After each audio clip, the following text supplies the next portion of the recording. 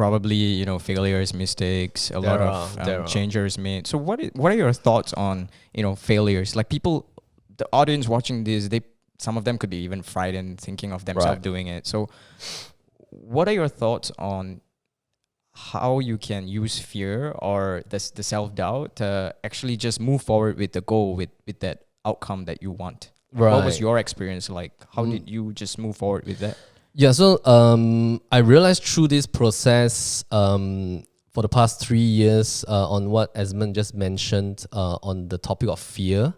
This is a very real topic, especially for my background. And my background was that I was not a natural person who knows how to speak fluently. I mean, even right now, I still have some instances of broken English and stuff like that. So I grew up speaking broken English. I was raised and born in a traditionally Chinese-speaking family.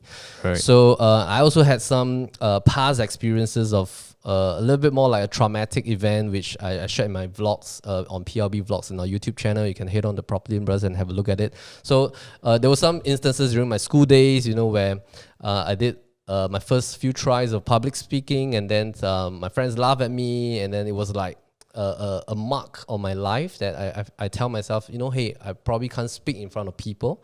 So all this thing actually accumulated to adulthood, right? And when I decided to do this, there was one very huge fear, which is the fear of other people's opinion.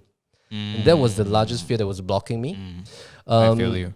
Yeah, so fear of other people saying that, I can't make it, a fear of whether will this thing work out, will the market accept this, will people... Fear of rejection. Fear, it's all like mixed into one. Get it. Yeah. Especially in sales, and then now you're trying to enhance your marketing. That's right. With sales itself, it requires you to really just keep overcoming your fear of overcoming obstacle, and now you just created another one by yourself, and you have to overcome that. That's right. Yeah. So how did you convince yourself or change your beliefs? Like what were there some steps? Yeah. Did you do anything that helped? Fortunately, I mean, over the years, I have grew to be more like a reader. So I do read a lot.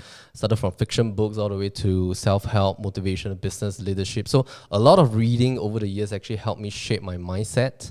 And there was then this opportunity at just 3 years back at age 35, 36. And I just felt that, we only have one life, right? And why do we want to think too much about stuff that we want to achieve or we want to do or we want to try? So why don't we just do it, right? So it was at that point that I told myself, it's okay, I just take a step at a time and then just see how it goes. Even if these things fail, I just take it as an experiment.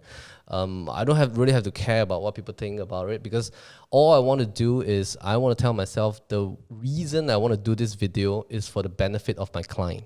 And I just keep telling myself the reason for the video is to sell the home. The reason for the video is to get more eyeballs on my client's property.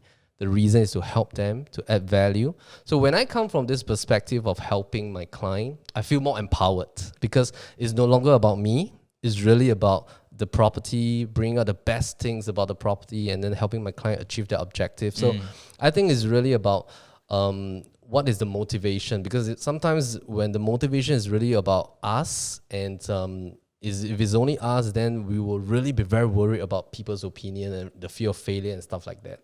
Right, so I think that's yeah. So you were giving freely because you strategized what you wanted to do, and then you took action on it.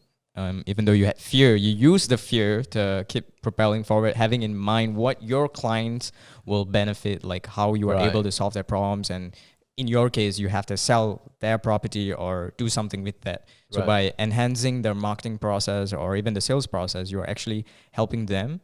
And when they are happy, you feel more contented, fulfilled with what you have been doing. So rather than to focus. So what is your vision for 2020? It's the start of a brand new decade. What is your vision? You mentioned legacy. So what is that to you?